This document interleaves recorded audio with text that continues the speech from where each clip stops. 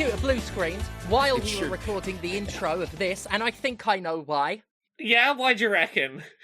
Because we were talking about the movie I watched the other day, Pink Flamingos, and it blue screened at the exact moment I was trying to tell you, Laura. And this is the exact quote I said. So then the drag queen sucked her son's cock. Ah, well, And look, frankly, I think the computer was right. Because that film is something I cannot wash out of my brain. Yeah, audience, I didn't know this film existed until the first attempt at recording this. I'm so sorry. The subtitle, for anyone curious, is An Exercise in Poor Taste. I was learning about which states in the US it's banned from being screened in. So, yeah, this was a film that our mutual acquaintance and colleague Jonathan, the off of Road Rules that time, so everyone knows who to blame, 15 years ago, it was Jonathan that recommended this film to me, and all he said about it was there's a woman in a playpen who says, I want my eggs, where are my eggs? Which, well, was he wrong? Did he lie? To his credit, that happens. He didn't tell me about the scene with the chicken. The sex scene with the chicken. Don't worry, listeners. The chicken doesn't get fucked. The chicken is simply fucked. By the end of it, a complete fucking write-off. The film is most famous for Divine, the star, the drag queen super sensation, ending the film by eating hot wet dog shit. Real dog shit. You Real see dog it shit. pushed out of the dog's anus and everything. It took them all day to shoot that. It took the dog a couple of minutes to shoot it. I'm reading about the plot of this film right now, and the plot is literally just... Divine has been dubbed the filthiest person alive by a tabloid paper. Some people try and usurp her, and she is determined to prove, no, I'm the grossest person on the planet. You see, but one of the best things about it is Divine is not out to prove anything. Divine simply is filth. And the antagonists, the couple, Connie and Raymond Marble, believe they are the filthiest people in the world. And okay, so Divine isn't eating the dog shit to prove that, like, no, I'm going to keep my title. She's just doing that because that's just who she is. Because she's divine. Because she simply is unusurpable. She's the filthiest person in the world. And the Marbles can't have that. And Raymond, the husband, flashes women with a massive, I think is it a kielbasa sausage? Tied to the end of his cock with string. And full nudity and everything. Don't worry about that. There is a scene where a man, apropos of nothing, puts his feet behind his head, fully naked, complete, like, suit of hair 70s body, and then dilates his anus to that the tune of that song that goes... Surfing Bird. Surfing Bird, yeah. Sorry, I'm just reading a phrase at random from this film that this released in the early 70s. Yeah. Let me find the sentence. One of Raymond's would-be targets, a trans woman, thwarts his scheme by exposing her breast. The breast he's into.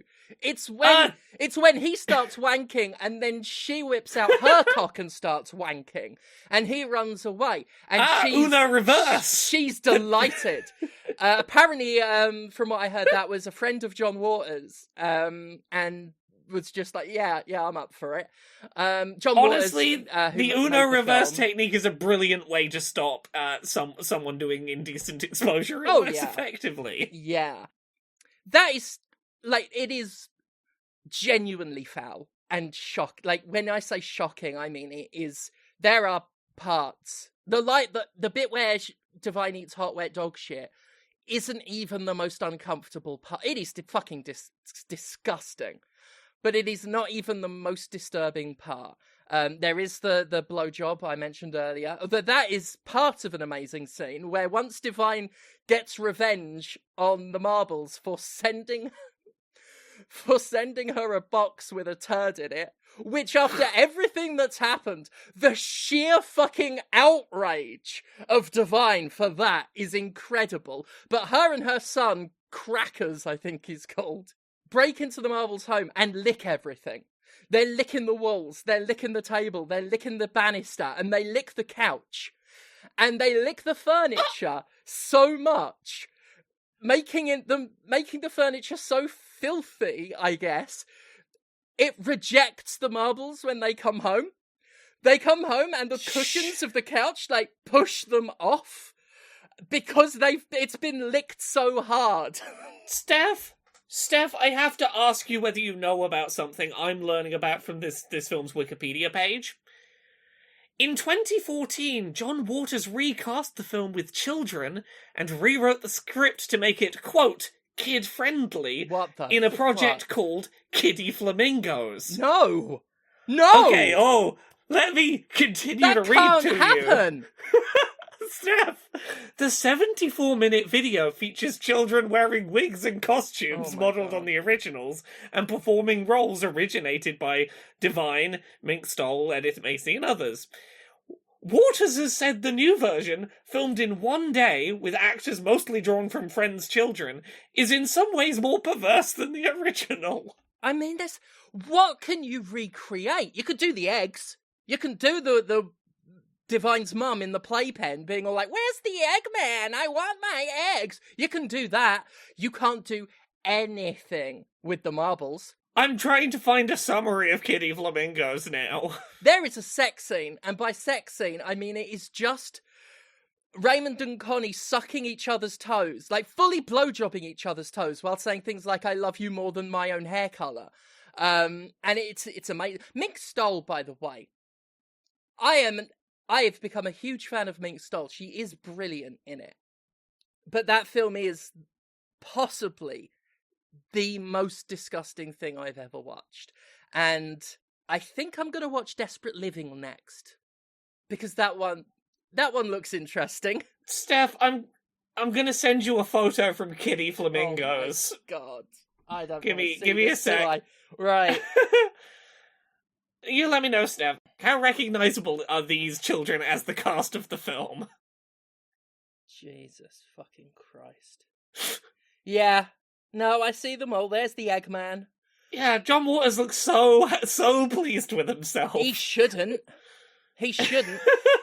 That documentation in front of him on the table, I'm assuming that's some sort of offence register that he's been asked to sign.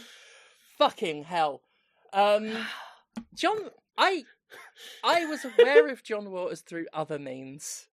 Like, more his acting stuff. I have watched Serial Mom, like, back in the day. I've watched it once, and I only remember vague snatches. And every now and then I'm like, oh God, Serial Mom was a film. Maybe I'll watch that again. I should have. That's what I should have watched when I thought, you know what, tonight's the night. Tonight's the night I'm finally going to put on Pink Flamingos. I'm going to hunt that down and watch that. Listeners, I'm not irresponsible like certain men were 15 years ago, right? I'm not recommending this. It is depraved. Remarkable, but not something I could recommend. In fact, just look up the scene where Divine is asked for her political beliefs, because that is an excellent monologue. Yep. Steph, I found a trailer for Kiddie Flamingos. Why are you doing this to me? You don't have to. I unmuted it for just like a few seconds. They were talking about a chicken. Oh, Jesus. They've not stripped the chicken entirely from Kiddie Flamingos. I might actually look up the Kiddie Flamingos version of that speech. There is a scene towards the end where reporters, quote unquote, are asking her for her political beliefs, and Divine just says, "Kill everyone now! Condone first-degree murder!" Is that where that's from? I've seen this before. Filth to my politics, filth is my life. Oh, that makes so much sense. Yeah, that monologue has like lived in my head for the past few days. And it is, I've rewatched that moment a few times because it's great. Oh, that speech is fantastic. It's yeah. the only thing I know about this film, apparently, and it's good.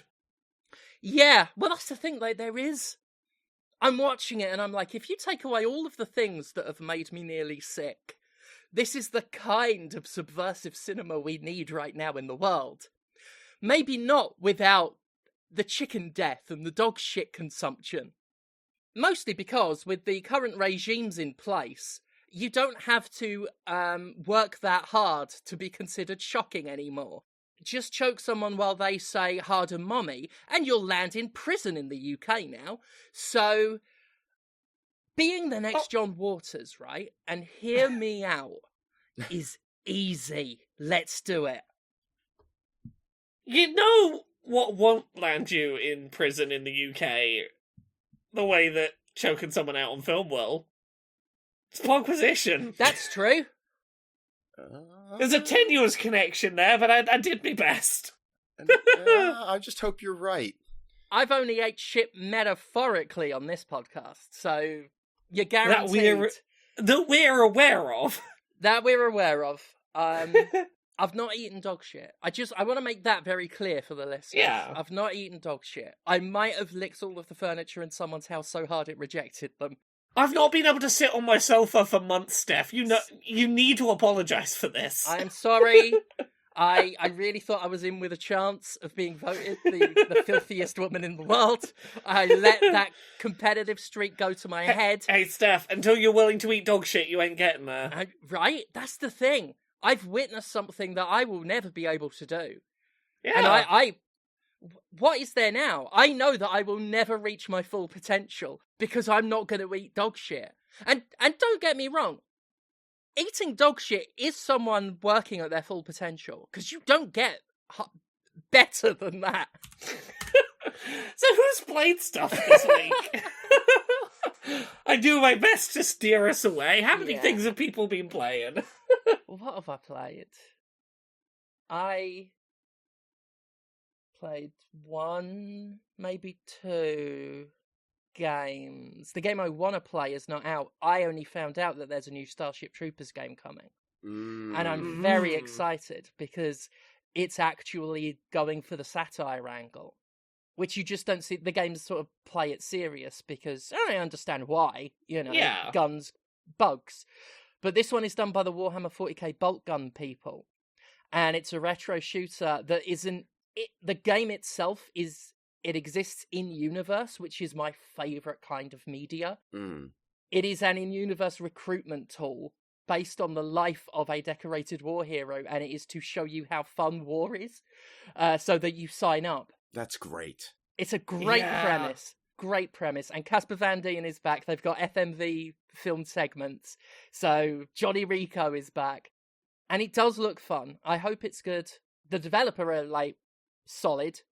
And the premise is fantastic. And I'm a big Starship Troopers fan. So there is a demo out, but it's not on consoles. And I can't find my Steam Deck. It's knocking around here somewhere. But yeah, I just thought I'd bring that up. Conrad, you've been playing a good number of demos, right? Yeah, well, it's the Next Fest or whatever the fuck Steam. I think it is brand. Next Fest. Yeah, yeah, that I sounds think.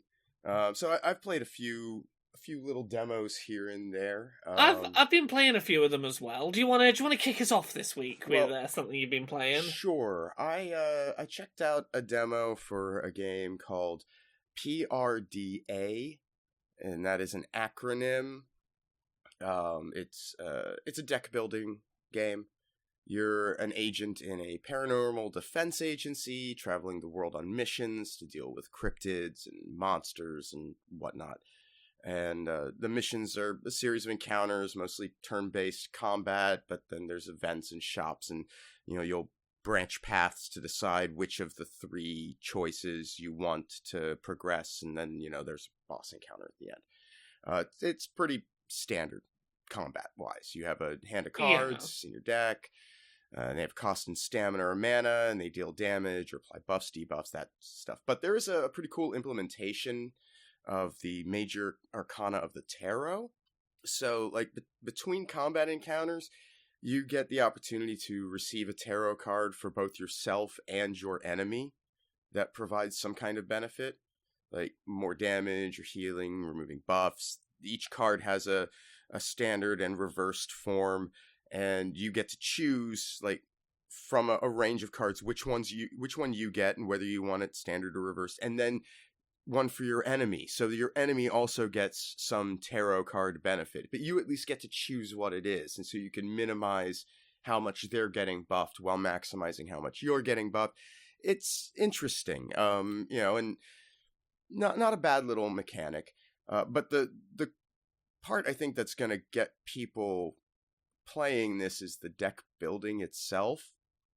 You collect resources in missions that are used to build new cards on a component basis. Like, it seems like you can stack a bunch of effects on a card based on just the various things you've managed to collect out on a run and bring back. And then you whole cloth, like, manufacture the card. You get, it's going to add, you add a thing that puts on damage, and you add a thing that puts on some bleed. And everything that you add increases a point cost to purchase it from the resources that you've collected. And you can name the card, and so it's all very customizable in a way that seems really, really interesting. I haven't had enough time to really dig into it because I haven't brought back enough resources because I suck at the game. But it looks like a really cool, flexible system that people will have a good time with. The other thing is it just looks really cool. It's got this graphic novel art style, mostly black and white, like Sin City, so that the color that is there sort of pops out. Some cool enemy designs. I fought a Mothman. I'm not mad at that. The animations are a bit toss. I think the combat especially really needs some more audio-visual pizzazz, because right now, like, it feels like throwing a wet washcloth at a concrete wall. But the art itself, I think, is really cool. Yeah, neat game. Gonna keep an eye on it. I'm not really generally into the deck building stuff, but the level of customization that they have made available in the cards is really intriguing to me. So yeah, that's that. It's got a bit of a, like, the more areas you visit, the more difficult they become because there's a meter that ticks up and that sort of stuff.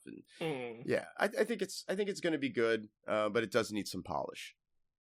I played one thing this week that wasn't a Steam Next Fest demo, and I want to talk about it because I was really excited for it, and now that it's out, I'm really disappointed with it for a very specific reason. So I've been playing Star Trek Voyager Across the Unknown.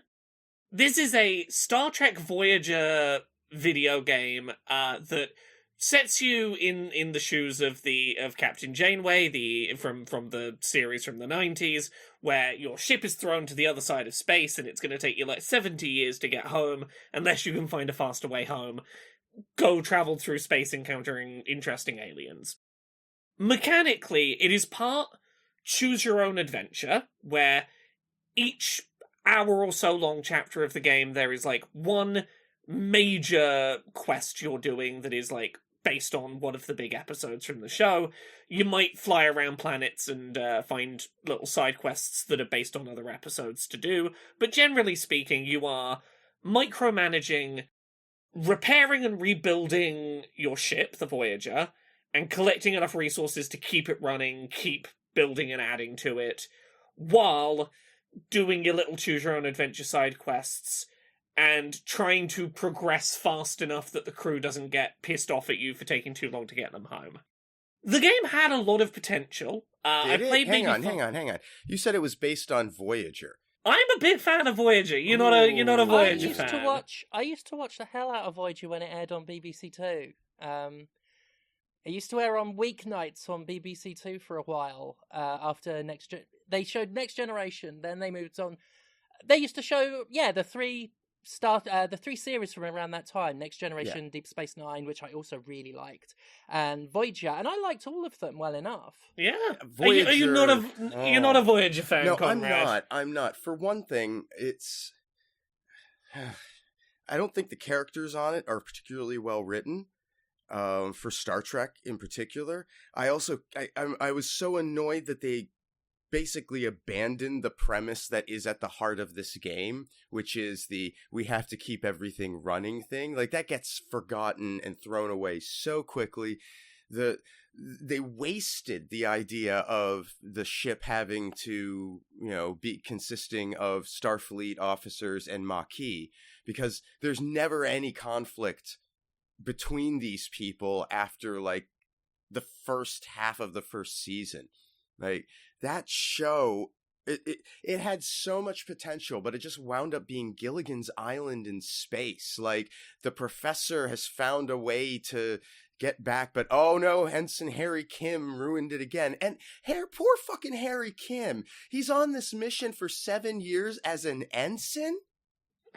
That is kind of bullshit. Oh, and she's a war criminal, by the way. Oh, she is. And to be fair, look, when I say Voyager is my favorite Star Trek series, I say that knowing that, like, Captain Janeway is a terrible person. The thing that I personally love about Voyager is watching a Starfleet captain put through difficult decisions without knowing that Starfleet is not there to oversee those decisions. I think she makes some absolutely terrible decisions, some decisions I actively disagree with, but I find her, like, the decisions about when and when not to bend the rules when Starfleet is not looking in the pursuit of getting home make her, to me, one of the most interesting Star Trek captains. I know she is divisive. I'm a big fan of Voyager in that context. I think she is interesting. Yeah, and what I will... Well, let me get to what I'm getting to, which is... I will say, in that regard where you feel that, like, the having to manage keeping this ship running aspect is kind of a missed opportunity in the show, it is the core gameplay loop here. Right. In the 5 or 6 hours I played before I got pissed off and put it down, and I'll get to that, your core gameplay loop is, like, you're getting to new sectors of space and doing, like, Mass Effect-style planet scanning to try and find planets that are going to have different amounts of the materials you need for different things. Most of them, when you fly there, you'll have choices of, like, do I do the thing that will give me, like, a lesser amount of that resource, but, like, a predictable amount? Or do I do the thing that has a percentage chance of failure that might get me more resources or might completely fail? How often do you take that risk when you absolutely need that resource right now? And to your point of not liking some of the decisions made in Voyager, the big, like, selling point is the idea that you can change the path of, like, you can decide not to do things that you disagree with in Voyager. And they're going to have consequences for, like, what resources you have, what the crew's morale is like, that sort of thing. And for a while, I was really digging this. I was enjoying the core loop. It is suitably challenging to keep on top of all of the moment-to-moment random bullshit that is going wrong with the ship, and balancing, like, promises you have made of, like, someone has come up to you on the crew and been like, oh, we really would like you to do this, and you say yes to doing it, and then 15 things catch fire, and you really shouldn't prioritize that thing, but if you don't keep your promise before a certain date, the crew morale's gonna plummet. Here is where I have a big fucking problem with this game. It was sold in its first trailers back in, like, September last year, knowingly on the premise of, hey, it's choose your own adventure, you can make changes based on, from what happened on Voyager. The one that they kept showing off in trailers, and it got me, because it's one of my places where I vehemently disagree with Janeway, is the Tuvix episode. Mm-hmm. For anyone who's unaware, there is an episode of Voyager in which 2 people are merged into one person in a transporter incident, and the whole episode is basically, ethically, can we justify splitting this new person who now exists forcibly against their will back into 2 people because we miss those 2 people? Oh, not only that, we come to the conclusion that the answer is no, and then we do it anyway. Indeed, and I am a big fucking defender of you did not have the right to separate Tuvix back into 2 people.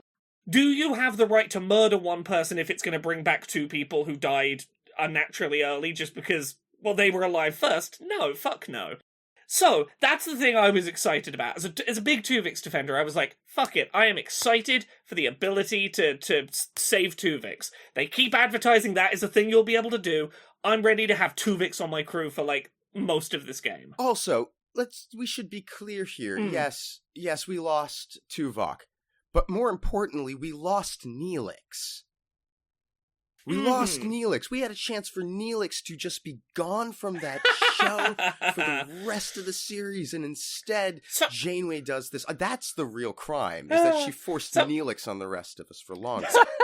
So let me talk you through what happens when you reach like maybe 5 hours in. You reach the Tuvix mission. Here's what happens. You can make that choice. And let's say you, like me, choose to go no, to have Janeway go no. We cannot ethically separate Tuvix back into these two people. I know it's going to upset Kess. I know it's going to upset the crew. We gotta let Tuvix be Tuvix.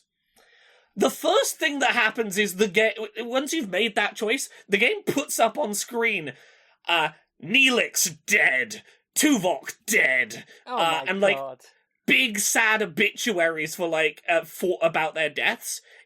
Fun fact, I looked this up on a playthrough online. It doesn't do the same if you separate Tuvix. You don't get a Tuvix dead. Well, nobody gave a shit about Tuvix, apparently. No, yeah, so the game, first of all, it considers... It puts its thumb on the scale as to what the game believes you should be doing here. But, all well and done, I'll say first, the one thing I think it does well with the Tuvix thing is... all of your characters that you send on away missions have, individual levels, depending on how many times you've sent them on away missions.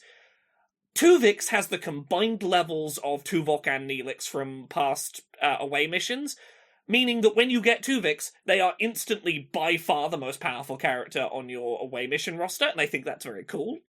But I then, a couple of minutes later, get to the next chapter of the game. Neelix is in the fucking cutscene. Neelix is in the fucking cutscene. Neelix is in the fucking cutscene. And I'm like, did I do something wrong? I replay the chapter. I make the choice again. I get to the next chapter. Neelix is in the fucking cutscene. They don't fucking account for... They don't put Tuvix on the bridge or, in conversations in place of Neelix or Tuvok. They just... You can send Tuvix on away missions, rather than Tuvok and Neelix individually on away missions, but the narrative, they did not bother to, re-export the cutscenes with Tuvix there now, or to rewrite the dialogue, or not even rewrite the dialogue, just give the dialogue lines that would have been Tuvok's or Neelix's to Tuvix. That is and put, ridiculous. The JPEG of Tuvix there. And you know what? I realised that was what was happening, and I got maybe 3 instances deep of seeing Neelix's face turn up, and I just stopped playing. I went, fuck this game. Well, yeah, genuinely fuck this game. It's not respecting your playing of it, well, I respect it in turn. It entirely sold itself on, they were so heavy in the marketing on, we know this is, the episode that the most people vehemently disagree with Janeway's actions on. We're presenting it as you can shape the narrative, you can change what happens, and then not even fucking bothering to make, any content to account for you chose Tuvix. It's the kind of thing Hideo Kojima would do on purpose to make a point about something he did that was unpopular. It feels like a very specific meta fuck you. Right. So yeah, look, whether you like me, have the correct opinion that Voyager is one of the best Star Treks, or you're like Conrad and have the wrong opinion, either way, I think we can agree this had some potential in terms of being a Voyager game that does really lean into that. You are alone, barely scraping by, struggling to get enough resources to make it to the next little leg of your journey, and then completely fucking fumbles any follow through. They put them in a quadrant of the galaxy where there's absolutely no relationship to Starfleet whatsoever. And what do? Their writers are so creatively bankrupt that they oversaturate it with Borg and ruin the Borg, the best villain in the franchise to date. Now, see, I agree they're the best villain in the franchise today. I love the amount of Borg in Voyager. I'm a big fan of that. Look, we don't have to agree on it, but 7 of this 9, game is Conrad. bullshit. So beautiful and such a talent. Fucking poor Denise Richards too. They treated her like shit on that show. And 7 of 9 gets practically nothing written for her. If you're gonna ruin the Borg, at least take full advantage of their potential. It's just, holy fuck, it was Denise Richards! It's been decades and I hadn't clocked that! Oh my god, it's Denise Richards! How did I not figure that? The clue is that she looks like Denise Richards! Yeah. Oh my gosh. So yeah, look, even as someone that loves Voyager, that one decision completely burned any goodwill I had for this game. I could see it for sure. Yeah. I played 5 or 6 hours in one sitting and then put the game down and haven't picked it back up since. So fuck that game. Also, turns out I hadn't realized before picking it up. It's fucking Daedalic, the Golem game people. Oh dear. Which explains some things. What have you been playing, Steph? I have been playing a couple things. You know what? I was a bit suspicious of the common thread in the running through game discussion that limited run had gone downhill a bit. Mostly because the last time I heard people being upset at limited run, it was the nerdses. Just bad faith attacking the company. So that's what I thought it was at first. But having played the Fighting Force collection and now the Ren and Stimpy collection. Oh, those games weren't good. They weren't good. That's one issue. It's got the issue the Bubsy collection had. The games are shit. The Ren and Stimpy games have never been good. There's one, I would say, out of them all, and honestly, I was actually surprised at how many there were. Out of them, Stimpy's Invention is the most well-known, the Genesis game, which I've played it before. I never really liked it. It was the best of a bad lot, and it's also the one Ren and Stimpy game that's not on this collection. The one everybody knows. We have instead Space Cadet Adventures on the Game Boy. I'm just looking at my TV as I scroll through it. Vidiots on the Game Boy. Vidiots on, I'm assuming, the SNES, but 16-bit. Buckaroos, 8-bit. Buckaroos, 16-bit. Fire Dogs, which is probably the best of the lot on this collection. Time Warp, and nothing else. No Stimpy's Invention. So it's got the problem with the Bubsy collection in that it's shit games. It's got the problem of Fighting Force in that there is no archive material, which at least Bubsy had. You know, it had artwork and I think there were some interviews. It had the pilot of the failed cartoon pilot, which was interesting. That's historically interesting. This has box art and manuals. So just scans, basically. The most threadbare. Unlike Fighting Force, you can at least select one of a choice of border designs. So it's not just black borders like Fighting Force. It's not really a replacement for content. Well, now, and hang on, I'm going to counterpoint this.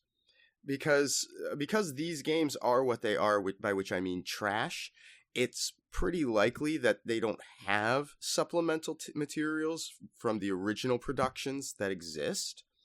Which means possible. If they wanted to have supplemental material, they'd probably have to give money to John Kay. There is that. Speaking of, I've learned 2 things today. Oh. One, Denise Richards was 7 of 9. Yeah. And the other thing I learned today was not as fun a fact.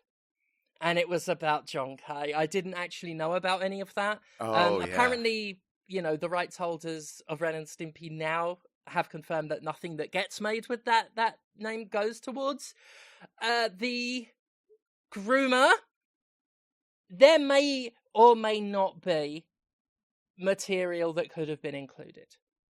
Like Fighting Force, I don't think Fighting Force would have had any archive material kept for it. However, when you're charging $20 for these ROMs, oh yeah, you need to have a value prospect. Right. And there's a gotta be collection something of there. a collection of really shit games is not the value prospect. The value I get out of these kinds of collections is the stuff that's been done to make them interesting. Not just the games. There is some base nostalgia that will make me interested in that. But if it's not archive material, it's like some of the different features you could have added to the game. The Nintendo, I'm not one to praise Nintendo Online a lot, like the Switch Online membership, but as well as original versions of the games on their like retro collections, they have alternative versions of them, like a game, some of them with just like bespoke save states that will unlock features and stuff. Like there are interesting little things thrown in, and if you don't have archive material, I think you need something. Either that or you don't charge $20 for it. And that's the thing with a limited run. This collection, this Ren and Stimpy collection, is a very frail, flimsy shadow of the Bubsy collection, which had not just more games, but more stuff. It had historically interesting stuff. If you were a Bubsy fan, then all two of you would have had a great collection. If you are a Bubsy fan, the Bubsy collection has something of worth. If you are a fan of Ren and Stimpy, the games never had value. If you are somehow a fan of the Ren and Stimpy games, not only do you have them, there is nothing new for you here. And that's the problem. When I reviewed the Fighting Force game, I said in the review that it didn't have the kind of bells and whistles and the kind of high quality I would associate with limited run. And there were people that were like, what do you mean? I associate none of that quality. And I realized I was talking from... I don't buy every limited run game. The ones I have bought over the years have been good collections. Fighting Force was not. This was the next one out. It is not. And now I see what people meant. And that is a shame, because there are limited run collections I've bought that I have enjoyed. The only exception to them being like truly deplorable was the Jurassic Park collection.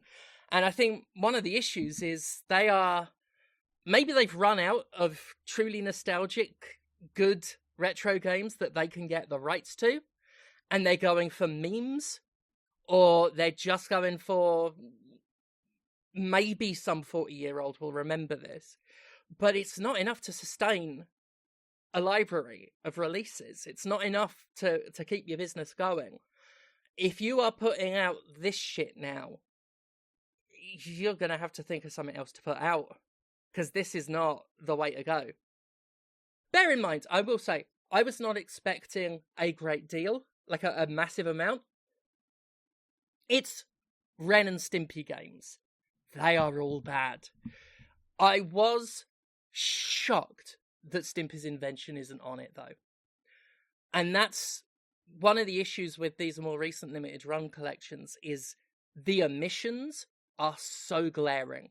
Like, so specifically glaring for the collection they're bringing out. To not have Stimpy's Invention, it's like The Rock coming out to a WWE show and not raising his eyebrow. Like, it's that kind of thing. Or supporting fascism, as is The Rock's recent trademark. It's that level of stuff. You know, it's like John Waters not putting out something that completely offends, makes me sick. If I could watch a John Waters film and I'm not throwing up, that's Ren and Stimpy collection not having Stimpy's Invention. And that's kind of the issue with these collections is like, if you can't get the full thing, don't fucking bother. Like, I can sympathize if those rights were hard to get for whatever reason. But without that one, it's a non-starter. So do something else. It is a shame. It is a shame. And that's even if, like, say, John Kay had the rights and he would have gotten money. You absolutely should not get it. Absolutely don't get those rights. But that is a linchpin. And without it, move on. Find some other ROMs to put out. Yeah. A shame. What about you, Comrade? What else have you been playing during this demo fest? I played Audiomech, which is the new game from the developer of Audio Surf. Do you remember Audio Surf? Yeah, I'm a big Audio Surf fan. I have this demo downloaded and I haven't had a chance to check it out yet. Audio Surf makes me feel old. Really? God, how long ago was Audio Surf? Let me see. How old was that? Audio Surf was 2008. God, yeah. I don't like that. Audio Surf can vote in the United States. Oh, I don't like this. I remember Audio Surf being considerably more recent than that. Oh, well, no. there was Audio Surf 2, which I played a bit of, but I didn't play nearly as much of as I did Audio Surf 1. And now they're back after however many years it's been, and they have removed the barrier that was always the pain in the ass for Audio Surf, which is your library of music. It's just a non-issue now. It doesn't matter if you have one or not, which is good because nobody has one anymore. 18 years ago, you could expect that people had a pile of MP3s on their computer. Now, I'm pretty sure we almost exclusively stream that shit. And so I guess he's gotten in at the device level and any audio, it seems, that I think it is, that it'll detect and pick it up. And so this game is a combat platformer that uses your music to determine the effectiveness of your weapons and the enemies that come into combat with you, I think. I'm not sure how the enemy stuff works. How the you stuff works is really, really obvious. You control a mech that has 3 different modes available to it. The default mode is melee, and it's tied to the bass lines in the music. And so as it detects heavier bass, you have this sword that pulses and shoots out further and further based on how much bass it's detecting in the music. You can move back and forth. You can rotate that blade with your right thumbstick. And that's pretty much how it go. But if you pull the trigger, it switches your mech to vocal mode. And now it's using the vocals, and you can fly vertically up and down and shoot arcs of energy in one or 2 directions to combat that way. And then if you press the A or the X button on the controller, that switches you to treble, and now you have sort of this very floaty movement where you can go up and down and skirt around, and you're dropping bombs tied to the treble.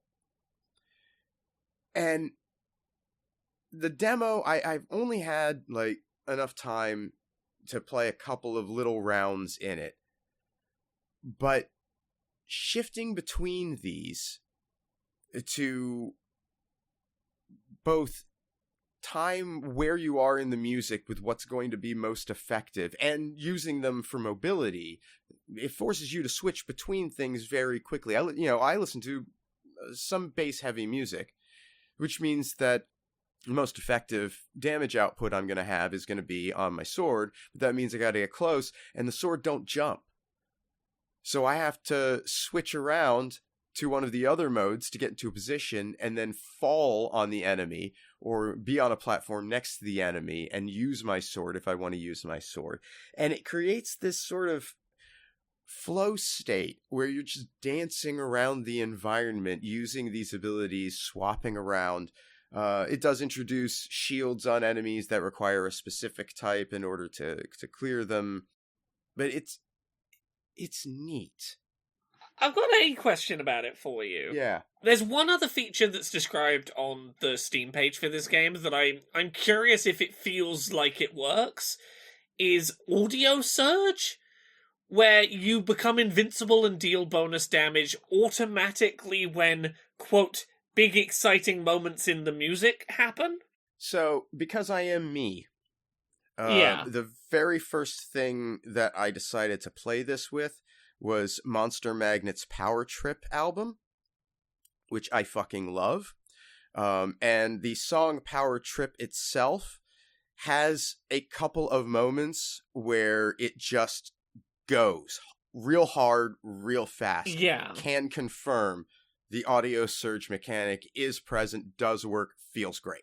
Cool. Because, like, that's the thing on the description that I was most, like, you know, bass, treble, vocals. You can largely do that by, like, where in the mix and the panning it is. You can, like, that's pretty easy to detect. Something that subjective, I was like, am I gonna be annoyed that it disagrees with me on where those are? I have not been annoyed. However, I also think that this game does a clever enough job of keeping you so engaged and busy with dealing what you're doing that if it fails to do it at a certain point, you might not notice. Okay, that's what I want to hear. Perfect. Yeah. Great news. Yeah.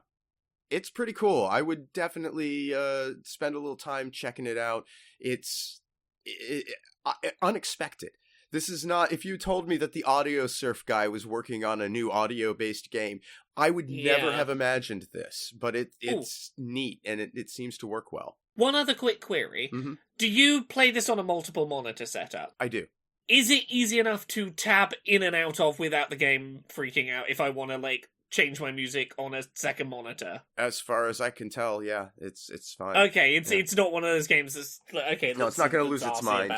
No. Okay, cool. Right, you've answered all my questions. I need to check this out today. Yeah. I've got it downloaded, ready to go. It's good stuff. Good stuff. What about you? What else have you played? I've been really digging a demo for a game that, like, I've been very excited about the trailers for this, and now that it's playable, it's a lot of fun. This is Denshattack. This is the game where it is essentially... How do I describe this? Do cool skateboard tricks and drifting on a train in a big anime aesthetic. The idea is we're in a near-future version of Japan where, like, lots of cities of Japan have built up into these big techno-metropolises. We're playing as someone from, like, a little rural community that has not undergone that sort of shift yet. And you are someone who is, in your local community, delivering, like, doing food deliveries in your little trolley-style train car, but you are, like, doing cool drifts around corners and jumping from track to track, and you get made aware, hey, there's this sport called Denshattack, come to the big cities in Japan, come do anime battles with us. The core gameplay is that you'll go to an area, and each level will have, like, a bunch of different objectives, but at its core, anytime you come up to a corner, you hold down the left trigger for a certain amount of time, and you try and let go when a meter is, like, halfway through to get a boost coming out of a corner. If you want to collect collectibles or dodge out the way of obstacles, you can hold down the right trigger to prepare a jump, let go to do that jump, and you can sort of hop between tracks. You don't have to be precise about your landing. If you tap once to the side, you'll move to the right slot. While you are in the air, your right stick does skateboard trick maneuvers. It's very much...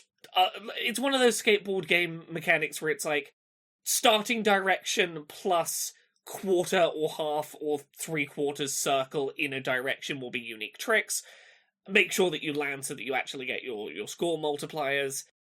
And you are trying to do a bunch of objectives before you reach the end of a track. That might be completing the track under a certain time limit, or with a high enough point score from having done tricks around the track, collecting collectibles. Every level has like a number of secret... They're not hidden, but like a number of objectives that are unique to that level that you want to kind of replay and try and spot your opportunities to do those secret objectives. It plays really fucking nicely.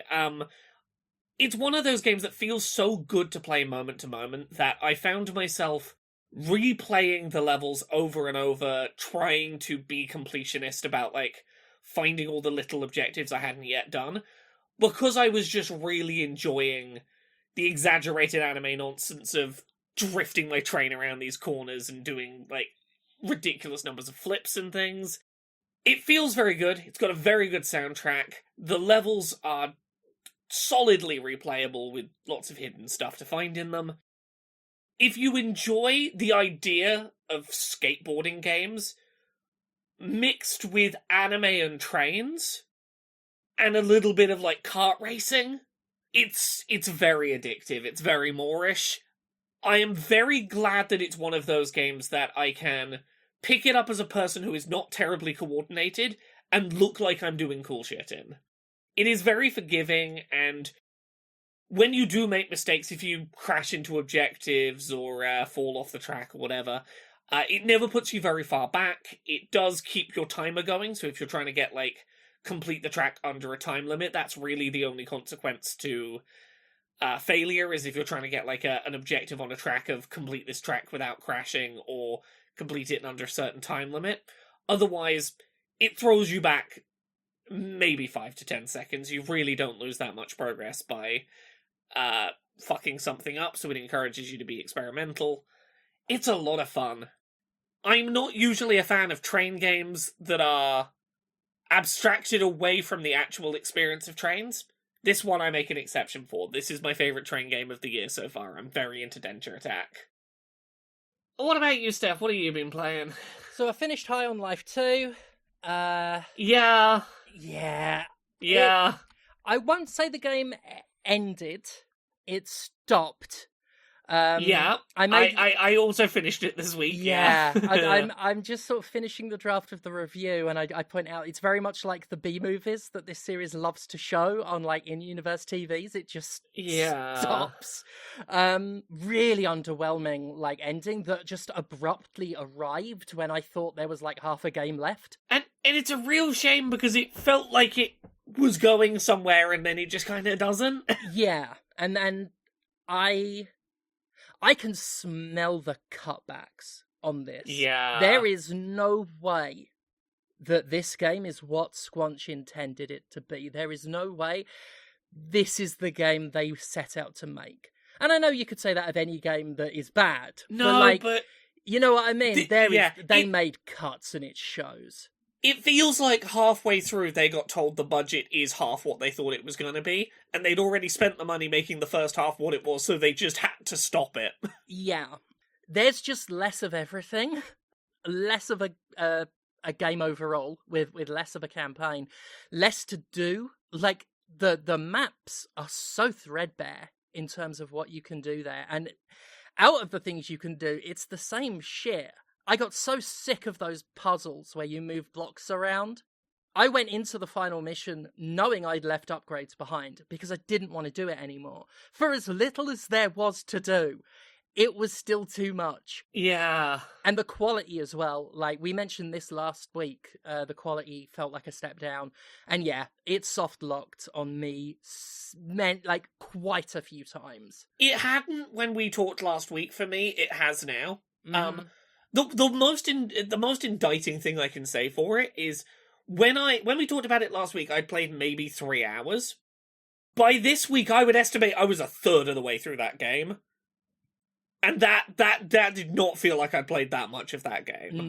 No, and like it's maybe 10, 11 hours. It 3 hours was a bigger chunk than it should have been. Yeah, and even though it is worse in a material sense than the last one, I enjoyed it marginally more. Yeah. And there are some great ideas. I still think Travis and Jan are a great, in terms of their character, being two of the only characters that have an arc. They're really good. The mechanical idea of it, of a dual-wielding a married couple, is a great fucking concept. And they're very well performed and written. I like them a lot. If it had set expectations better, I'd have probably walked away from it less disappointed where it ended. Because on paper, I don't think that making this a shorter experience is necessarily to its detriment. There is something to be said for don't overstay your welcome with this kind of humour. It would have needed to be priced correctly and, like, expectations set in the right place, but, like, I think there is a way you could have made this work, and this wasn't it. Yeah. And it is a shame. I had hopes it would be better, and when it started, it seemed hopeful, but the abrupt ending, the sheer letdown of it, the fact that there really isn't that much to do, and the game knows it. After after it stops, you get the quote-unquote post-game, and that the pseudo character just straight up says, we don't have one, and if you've been doing stuff as you went along, there's probably nothing for you to do. Yeah. I do appreciate that John Waters is in it. Fun circle around. Yeah. But I will say that of the things this week, I had more fun with Pink Flamingos than High on Life 2. High on Life 2 was not your best John Waters experience of the week. No, it's indeed. So yeah, it's a shame. I'll just quickly mention that once I was done with that, I started replaying RoboCop Rogue City, because I rewatched RoboCop 2 for the first time in a long time, and I know that film is not looked on fondly. It's fucking fun. It's got big problems. It's nowhere near as brilliant as the first one. But no, it falls off the rails on the third, but the second is still a very watchable movie. Yeah, it's certainly got moments. Obviously, the failed RoboCops is well known, but it's got other great bits as well, like the advert for Sunblocker. They just smear themselves in green, which comes up in the game as well. There's a murder committed by someone starring in a commercial for that Sunblocker. There's a lot of RoboCop 2 in Rogue City. They clearly really enjoyed it, did the devs. I'm on New Game Plus, which I didn't remember that being in it. I don't know if it was patched or I just didn't notice or forgot, but it's a fucking joke, because I've got a whole bunch of really high-end boards for the gun, and I've got every skill unlocked. There's a boss fight with Ed 209 halfway through, and I just pointed my gun at it and held down the button for a few seconds, and it died. And I'm fine with that. This was done by I can't remember their name. No, there's an N in it. But they did the Terminator Resistance game and this, and I'm a big fan of them doing these cheap and cheerful 80s franchise games. Are you sure it's got an N in it and it's not Taeon? Taeon! Yes! It's not got an N in it. That might have been the publisher. Taeon. I'm really hoping they get to do more 80s games. Like games based on 80s action and horror and stuff like that. Because Terminator and this they're in that really strong 7 out of 10 bracket, where that is absolutely not a diss.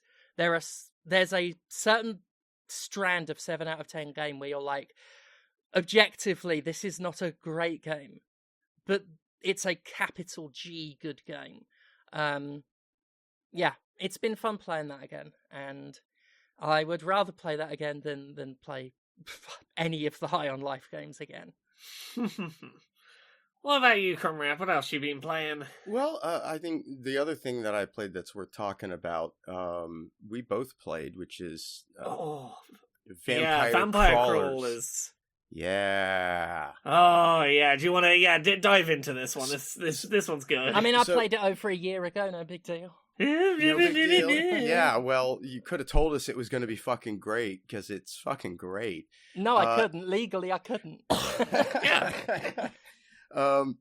So it takes the trappings of Vampire Survivors in terms of its characters, setting, lore, and its core mechanics of these power-up items and weapons, but it translates them into a first-person dungeon-crawling deck builder.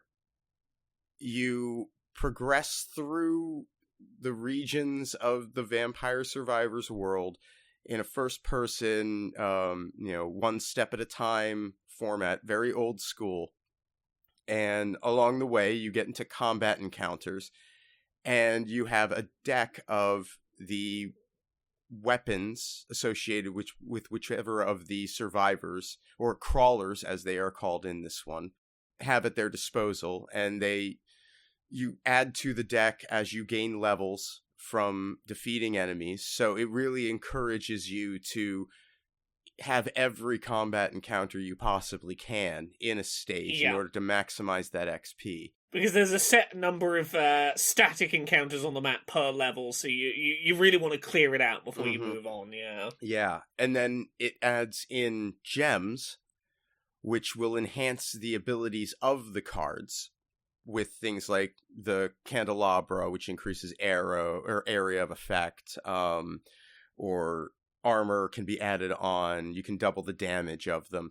And then when you're playing them, there is a fun strategic element that they've put in there where cards cost mana to play, and there's a lot of them that cost 0 mana as well, but they cost mana to play, and if you play them sequentially in increasing costs of mana, they become more powerful as you play them. It's a combo system that is really satisfying. So even when you have enough mana from, you've had a couple of level ups that have improved your, permanent per turn mana, it's still incentivized to pick up 0-point cards, or to have, a good balance of your mana base, so that your cards can be doing, extra effectiveness per usage, because you're doing the, staggering them in order, and it feels so satisfying to do. Well, and it's cool because that combo system doesn't just, apply to your combat abilities. It applies to your, your buffs and benefits and things like that. Like, the Attract Orb card draws more cards from your deck for you to play in your hand that turn. And if it is a 1 mana cost card, so if you play a 0 cost before it, now you'll get 2 cards instead. It's and it just goes across the board. The duplicator will work a second time if you can get it as your second play. It's neat. It's a good system. But one of the things that sort of differentiates this strategy-wise from Vampire Survivors is the fact that because these are static dungeon crawl turn-based encounters, you can't back away. You can't be firing while you back away. And that really changes how certain weapons feel to use. Because, I'm a big believer in Vampire Survivors I love the wand that fires at the nearest enemy, does good targeted single attack damage. Right. And that's effective here if you're fighting against a boss enemy. You've cleared through the waves and you're just fighting a big boss now. Attacking the one nearest thing with a high damage attack is great. But most of the time, most of your encounters, you've got the front row of enemies is a good 5 enemies probably. And that card is only going to, unless you stick a sticker on it that increases its amount that it hits, or you do between run upgrades. Initially, that's only going to hit 1 enemy, and is probably not nearly as effective as stuff that's hitting the entire front row. So you have to do this deck building strategy stuff of how frequently do I pick up cards that are going to be useful for one-on-one with the big tough enemy at the end of an encounter, versus I don't want to be constantly drawing that while I am trying to take out the front row waves. Having to stand your ground really changes the dynamic and the maths of what you want to most frequently have drawn into your hand. I've only done 2 or 3 runs, but on my most recent run, I encountered my first evolution opportunity, and I put it on a wand. And let me tell you, you put that on that wand, and you evolve it to Holy Wand, it is no longer an issue. Oh yeah, no. Once you can evolve it, it's fucking beautiful. But you see my general point. Like picking it up, it's initially kind of a liability to have in your hand. Oh, absolutely. Yeah. Like being a single target weapon when you can't back away is a real liability. Like the garlic is fucking phenomenal. When I unlocked the garlic and was like, oh, that is such good damage to everything in the front row. Not very good against bosses, but it's like it clears basic encounters really nicely. Yep. It's neat. I like what this has. It feels, I was talking about Ball X Pit a while back and how that game has sort of said, you know what, maybe you're done with the survivor genre, and it's so nice to be able to go back to the world and play something that feels so fresh and different while still retaining so much of the like internal like guts of Vampire Survivors. I'm deeply charmed by this, and I'm really looking forward to the full release. Yeah. I played maybe 5 or 6 runs and went, this is enough for me to put this down, and I'll come back to it when it's out. It seems very promising. I hope the save file transfers over, because I have a feeling I'm not going to be able to resist continuing to play this demo. Yeah, I worry I might be the same. That being said, it seems like there's a lot of content you could unlock in this demo if you want to keep doing it. Like it does not seem like a demo that is stingy. It is not a stingy demo by any means, no. Also, heads up to everyone, Steph's having more technical issues with the computer, so has had to run away. Well, yeah, alright, well, we could just wrap up here then, probably. Yeah. I got one bit of news I want to very quickly throw in here, just because I think it's worth chatting about.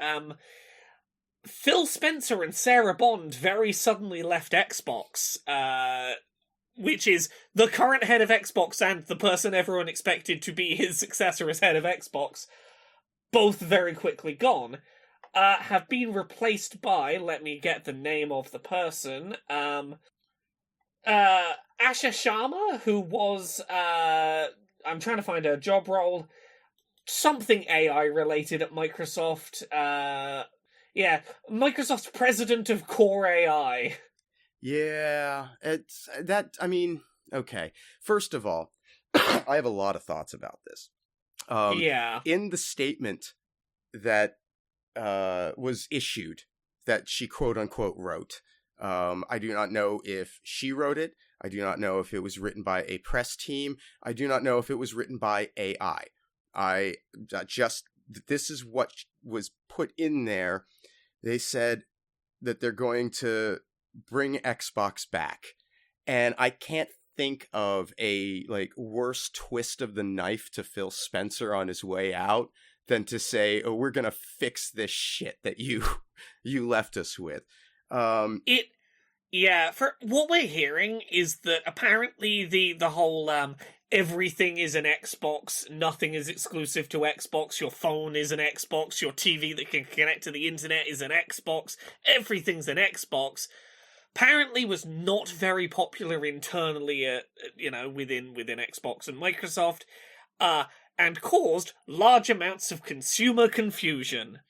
And it seems like, from all accounts, this may be what has hastened changing up leadership at Xbox. I know a lot of people are really concerned about her prior position, being in charge of AI and what that's going to mean for Microsoft's various studios and all of that. And I don't know that you have anything to worry about, because it was going to be shit anyway. I think I do not have a lot of faith in Microsoft to turn this ship around. Agreed. And putting this person in this role from her prior background, it doesn't inspire a lot of confidence, certainly. Also, she has made some very strange pro-natalist comments on a podcast that popped up. Yeah. But the thing is, and this is the thing I keep coming back to, is that like most big tech companies that have up until this point been seen as consumer focused companies, Microsoft, for one, they were never that. Yeah. They were always, business and enterprise was their big moneymaker. And, they were always trying to assert complete control over consumer level home PCs and things like that. They recognized the potential, but they were never really able to grasp that. And they were aware, they know where their bread's buttered. And AI is that. We are not buying AI as consumers. And so they have no interest in us. And they haven't for a while. And so, no, I don't want to say that like Xbox was a mistake just from go, because they aren't a consumer products company and they never have been, and they never really should have tried to do that. I think Xbox as an initiative has wound up being largely good, at least in its early years, in terms of creating a sense of competition. The 360 generation produced some really good stuff, but I do think this was inevitable, that Microsoft would ultimately lose interest and move on. And so I kind of feel like her coming in, she's there to sunset Microsoft's Xbox adventure.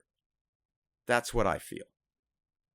It's interesting because, like, from all reports, we are within about 18 months of Xbox trying to release new Xbox hardware. And this kind of shift is not going to change. You're not going to change the direction of a company as big as Xbox or Microsoft in that kind of time period. Everything for that is going to be very locked in place already. Like, what the next Xbox is already going to be, like, pretty firmly nailed down. So, like, it's going to be a while before anything that she might implement in terms of trying to steer the ship will be visible. It's going to be interesting to see whether there is an attempt to try and go back in the direction of, like, Xbox has exclusives, Xbox is a box we want you to buy. How do you, if we think she's basically being brought in to sunset the brand, how do you navigate having to act as if there is still a lengthy future for the brand, please buy into the new thing, while knowing that you're going in the direction of a sunset? I mean, what do we know about their hardware plans up to this point? There's a bunch of stuff floating around about, like, who they're going with hardware-wise. The fact that it seems like it's going to be following the blueprint of the Xbox ROG Ally, that is going to be a version of Windows 11 with a lot of the standard Windows features stripped out and a gaming interface on front. Probably is going to feature third-party storefronts for things like the Epic Games Store.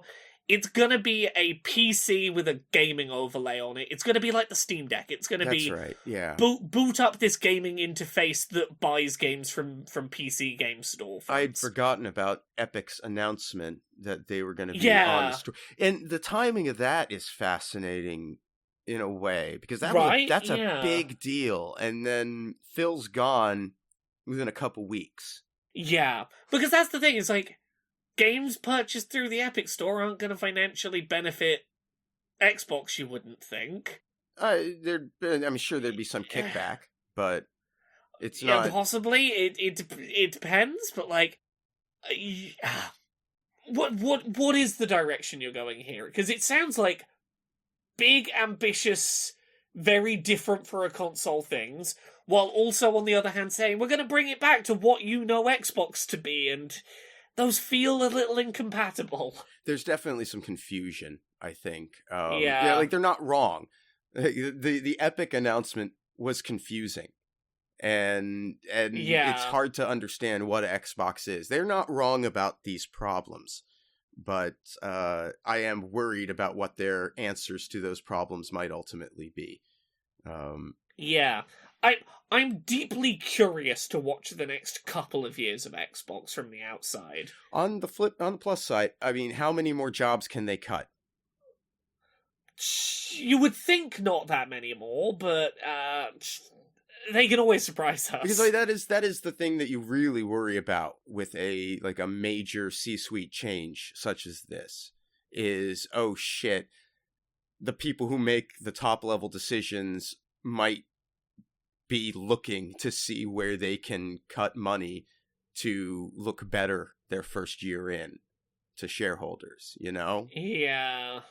Yeah, I don't know. Do you just port absolutely fucking everything from your back catalogue to your competitors to get a short-term influx of cash? Yeah. Or, I guess you probably just continue, supporting a genocide, though. Like, you wouldn't stop that. No, I mean, considering she comes from an AI background within Microsoft, I wouldn't think she'd change that. Yeah, oh well. Yeah.